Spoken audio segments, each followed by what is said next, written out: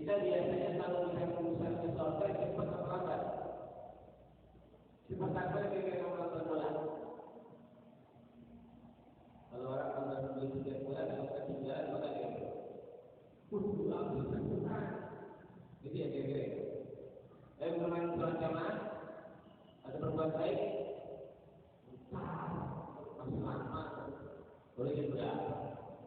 Itu yang kira.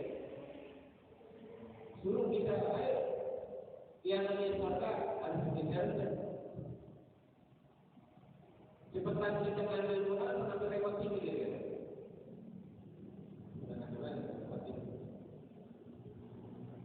Kata Allah, urusan surga pun harus begitu. Yang namanya surga itu yang Allah janjikan Al-Quran sama wajah Allah. Al-Quran itu lebar. Ada kalau misalnya kita berpikir ada panjang, ada lebar. Kalau lebar panjang, panjang mana gitu? Panjang. Kalau lebar beda. Ini kata Allah, surga arduha, lebarnya, bukan panjang ini, lebar. As-samawatul ardh, lebar yang itu dilakukan kita dulu. Ada yang pernah tahu lebar itu? Kalau lebarnya itu gimana panjangnya kira-kira? Gimana panjang? Buat siapa ini?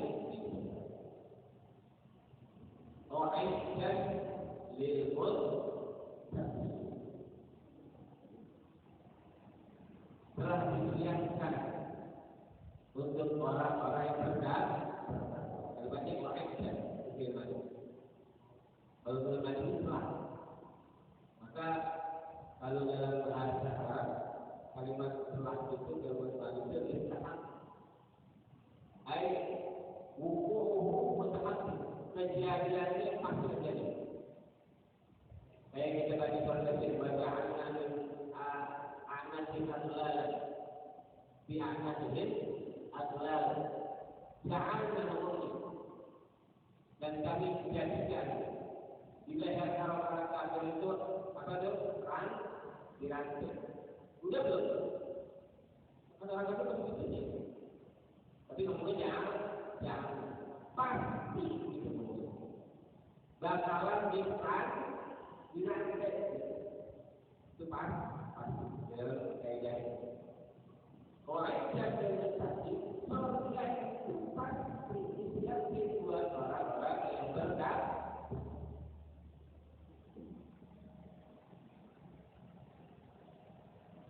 Jadi masalahnya siapa orang yang bertakwa? Kita sekarang bulan puasa. Ayatnya kita sudah tahu. Kutiba alaikum ya ayyuhalladzina amanu kutiba alaikumus syiyam kama kutiba alal ladzina min qablikum la'allakum tattaqun. Wahai orang-orang yang beriman, telah diwajibkan pada kita semua itu berbuat. La'allakum tattaqun. La'alla itu diteruskan. Mudah-mudahan, harapan. Kalau yang ngomong manusia itu terus mengharap. Nah, belajar mudah-mudahan kamu bisa lulus. Bisa lulus juga. Tidak. Tapi berharap lulus itu la'alla. Ada lawannya sama. Lalu bahasa juga harapan, tapi khayalan, permohonan yang mustahil terjadi. Ya laita syababu ya'udu yawma, andai saja uban ini balik jadi terlalu dari umur 17 jadi yang 20 juga bisa senangnya tangannya mustahil. Tapi kalau yang berbicara adalah Allah, la'allakum tattaqun, itu pasti jadi orang bertakwa. Kalau kita puasa, kata Allah pasti jadi orang bertakwa. Puasa 3 hari, wakaf kelihatan aktif. Di wakaf kelihatan aktif, orang bertakwa 3 hari.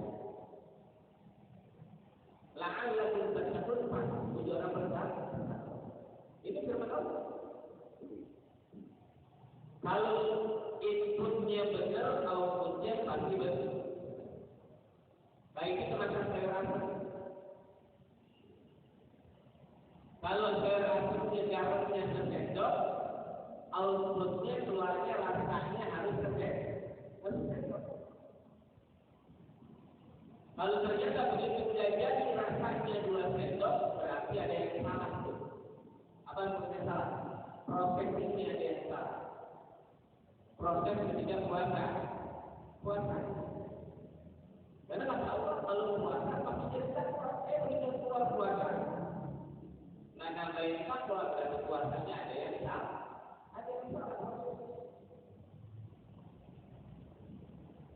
Itu bagian dari yang tidak buat puasa.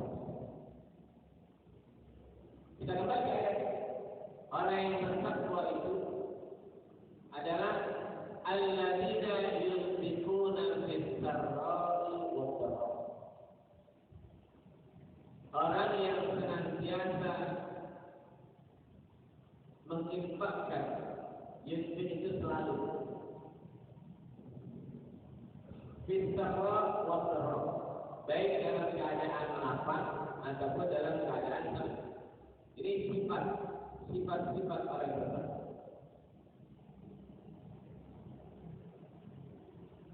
Kalau kita bilang kita takwa kalau sedekah kalau ada duit, begitu ada duit ya jangan macam kurang lagi.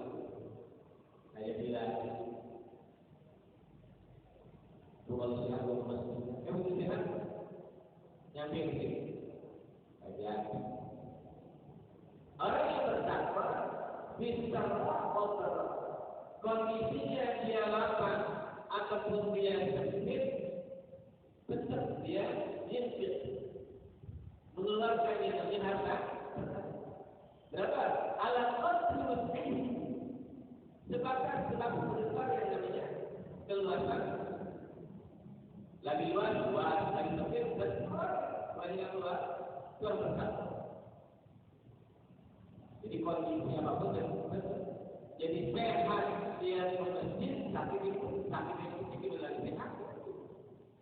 Kalau sehat di masjid, gimana sakitnya? Sehat tidak di masjid, sakit gitu. Sakitnya nggak nyampe. Apalagi sakit. Allah yang tahu lagi sakit.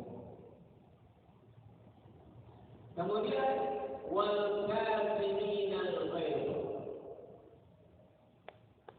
Ini ayat ini merupakan kisah daripada yang disebutkan Sayyidina Adam Rasulullah sallallahu alaihi wasallam. Makanya Rasulullah sallallahu alaihi wasallam sederhana. Saya dulu dia beraku. Yang kita kenal kisahnya begitu ditinggal dengan tombak, kemudian jalannya hatinya dimakan seorang yang miskin. Kira-kira gimana? Orang yang sangat dicintai oleh Rasulullah SAW itu paman istrinya Sayyidi saja pembunuhnya para syuhada dimakan tuh jantung hatinya isinya marah ya. Ayat ini turun kazimin al-ghaidh, menahan yang namanya marah. Al-ghaidh itu artinya kalau orang Arab dulu kalau di Jawa dia sebuah kantong air yang dibuat dari kulit. Itu ghaidh. Bekas. Jadi kalau kantong air itu mesti ada buat keluar air. Itu disuruh tutup biar nggak konflik kalau gitu, biar nggak tumpah. Karena kalau di jalan kan kulit air bergerak, kadang bisa tumpah. Suruh tutup. Dan ini al-ghaidh menarah sama sesuatu yang bergejolak dalam diri kita, usaha jangan sampai tumpah. Nahan marah. Lihat Rasulullah sallallahu alaihi wasallam. Satu ketika Rasulullah sallallahu alaihi wasallam duduk bersama para sahabat. banyak keyakinan Nabi bersama sahabat ngajarin pelajaran. Tiba-tiba datang seorang pemuda, langsung dengan terang-terangan dan berani bilang, saya minta diizinkan untuk berbuat zina. Nabi lagi itu bersama sahabat, tiba-tiba datang pemuda dengan terang-terangan berani dan bilang, izinkan saya untuk berbuat zina. Sontak ketika ini juga sahabat yang bersama Rasulullah SAW itu marah di luar biasa. Karena mereka menganggap ini perbuatan yang kurang ajar terhadap Rasulullah SAW. Bahkan riwayat ada yang memukul. Lihat bagaimana dengan Rasulullah SAW. Begitu lihat kelancaran pemuda, tidak sedikit pun raut muka wajah beliau yang mulia itu adalah wajah marah. Tidak sedikit pun keluar cacian maki dari mulut baginda Rasulullah SAW. Apalagi pukulan. Beliau hanya mengatakan untuk mendekatkan. Agar kalau kita Nabi tanya, apa kamu reda itu bila terjadi kepada ibu? Kemudian ya Rasulullah. Kalau itu terjadi pada saudari perempuan kamu, tidak ya Rasulullah. Kalau itu terjadi kepada bibi kamu, tidak ya Rasulullah. Apa kata Nabi? Wa kadzalika. Begitu pula orang lain tidak reda tidak terjadi pada ibunya dan perempuannya saya. Ketika itu Rasulullah meletakkan kedua tangannya yang mulia dari dadanya dan mengatakan Allah taufir lagu wa tahfir qalbahu wa hafir farjahu. Ya Allah, ampunilah dosa saya, sucikanlah hatinya, bersihkanlah hatinya, hafir farjahu, jagalah perjalanan yang kemaluan. Begitu diangkat dari tangan kedua Rasulullah SAW, kemudian mengatakan tidak ada perbuatan yang paling aku benci daripada perbuatan ini. Atau misalnya yang lainnya, ketika seorang Badui Arab perkampungan yang datang ke kota Madinah lalu masuk masjid, tiba-tiba kencing di pojokan masjid. Sahabat yang itu marah. Apa kata Nabi? Rasulullah dunia. Lalu sama piramid pakai apa?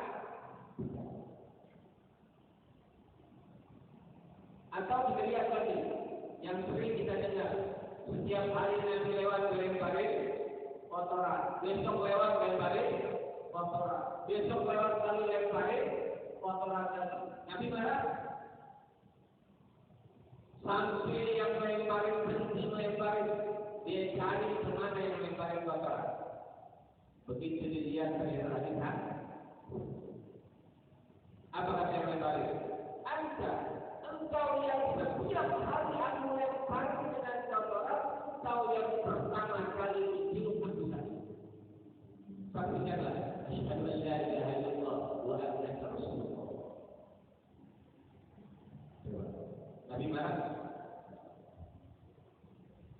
Atau kisah yang juga sering dengar, seorang nenek-nenek muda di kota Madinah yang setiap hari kerjaannya mencaci maki Nabi Muhammad. Jangan percaya Muhammad itu dukun. Jangan percaya Muhammad itu berdusta. Muhammad itu penyihir, penjahat. Setiap hari itu pula Rasulullah SAW datang tiap pagi memberikan makan, bahkan nyuapin dengan lemah lembut dan penuh kesabaran. Tiap hari disuapin dengan lemah lembut, tiap hari dicaci maki. Jangan percaya Muhammad itu berdusta, Muhammad itu dukun, Muhammad itu penyihir. Tiap hari itu disuapin. Kalau gitu, gimana gitu?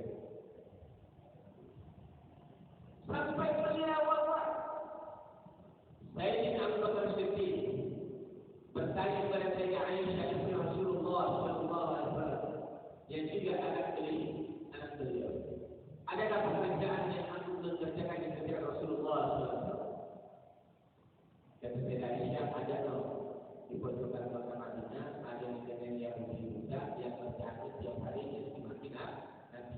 Tiap hari Nabi mengambil karena sudah ungkapan cinta pada Nabi.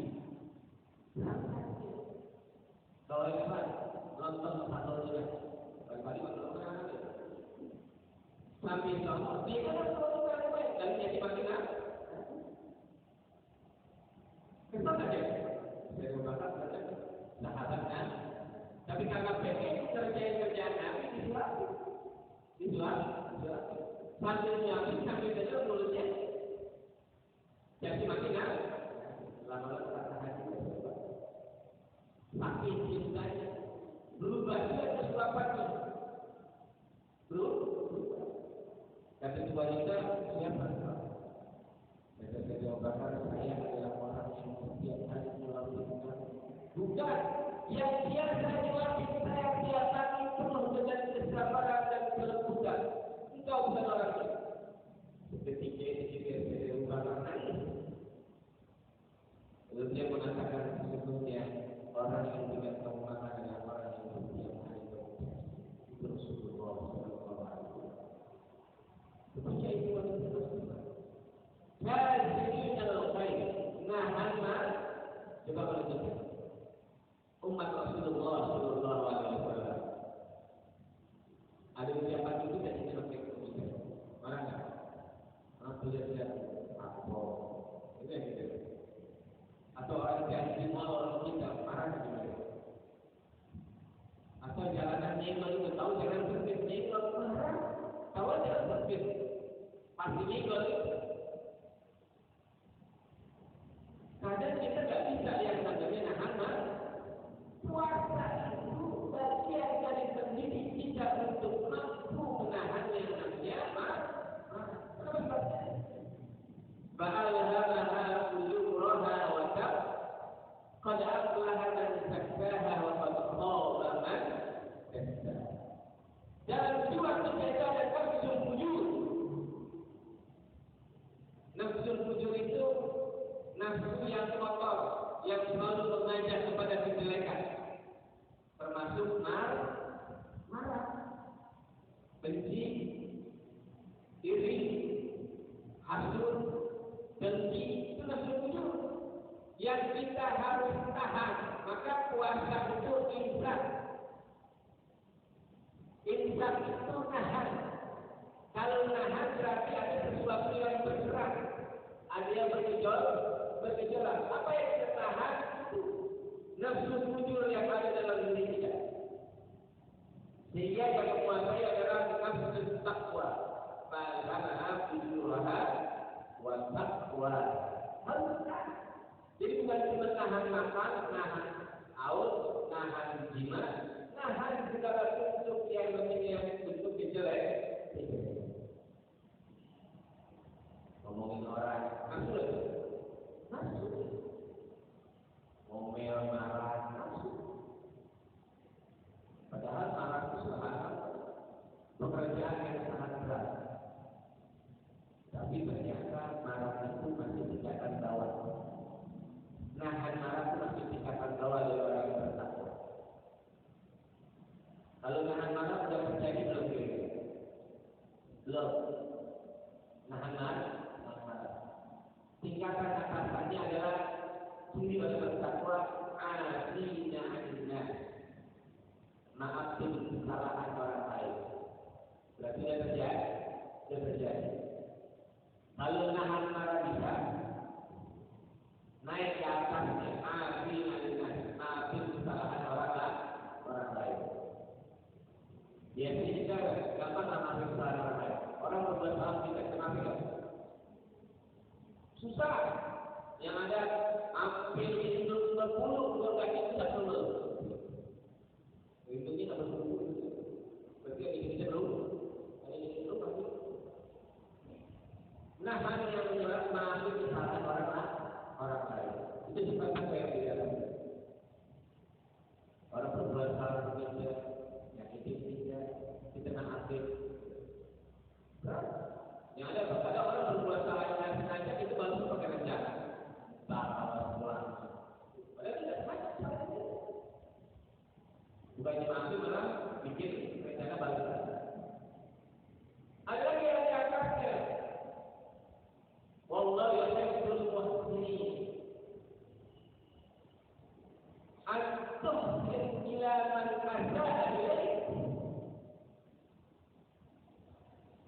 Kalau dengan marahnya bisa naik ke atas, maafin kesalahan orang lain.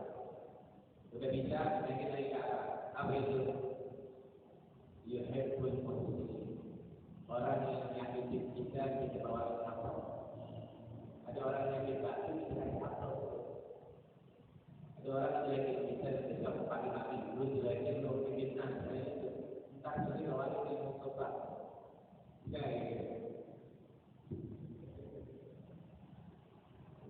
Orang yang paling bagus paling kapal yuhibbul muhsinin. Antum itu kayaknya bisa dimaki tapi dua itu. Tapi bisa dimaki. Tapi tadi bukannya malah bisa balik lagi. Orang yang macam itu kalau itu sakit itu tadi sakit ternyata kita juga. Itu lihat itu juga apa? Lihat itu apa? Wah, di bawah apa itu juga. Begitu apa? Ya, sebagai laki-laki.